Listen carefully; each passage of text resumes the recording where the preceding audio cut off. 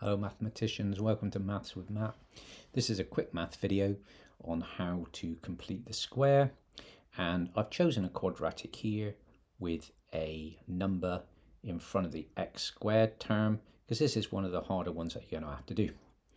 The very first thing I do is add an equal sign and a zero, so I make the quadratic equal to 0. Even if it doesn't say that in the question, I still do it because this is going to allow me to park things over on the other side of the equal sign, keep things nice and tidy, and then bring them back when I want to.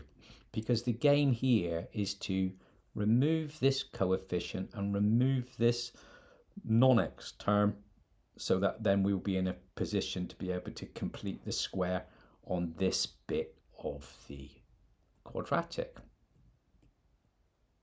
Okay, let's go ahead and do that. So we're going to remove the 1, take 1 away from both sides.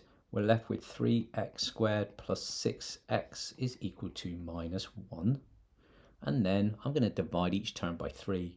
That leaves me with x squared plus 2x equal to minus 1 over 3. And now we're in a really good position to be able to complete the square. We draw a bracket squared, we add the x, and then we halve this coefficient. So half of 2 is 1, so x plus 1 squared. Remember, this is our best guess. It's nearly correct, but not quite. It actually misses a middle term. So we need to adjust it, and we adjust it by taking away this number squared, and 1 squared is just 1.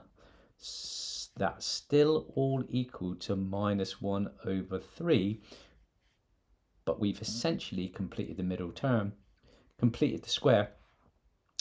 So now we bring the 3 back over, and we've got 3x plus 1 all squared minus 3, because I need to multiply the 3 through by each term, equal to minus 1.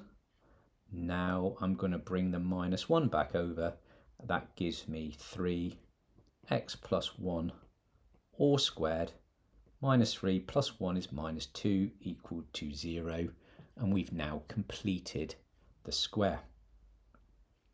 Why would I choose completing the square over any other form of factorization that I might use? Well, completing the square is really quite useful because it actually allows you to obtain the coordinates of the minimum point of the quadratic. So this minimum point, and this minimum point has the x coordinate of this number. You have to multiply it through by minus 1 though, and the y coordinate of this number. So our minimum point has the coordinates minus 1, minus 2. Another reason to choose completing the square is that it's really useful to be able to solve for x and write your answer in surd format when you're finding these roots. So let's go ahead and solve for x. We've got 3x plus 1 all squared is equal to 2. X plus 1 all squared is equal to 2 over 3.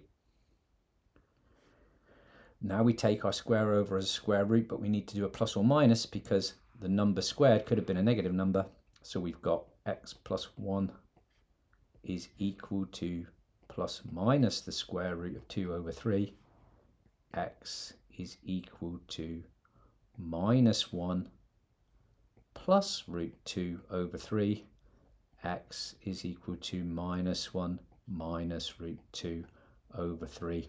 And those are our two x values at which this quadratic crosses the x-axis. Okay, that was a quick video on how to complete the square. The numbers may change, but the process will not. If you found that useful, give us a like and subscribe. It means a lot. And we'll see you next time.